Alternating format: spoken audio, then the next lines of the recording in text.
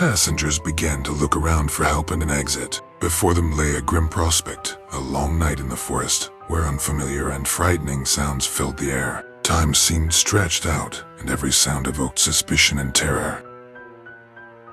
A group of passengers gathered together, attempting to unite their efforts for survival.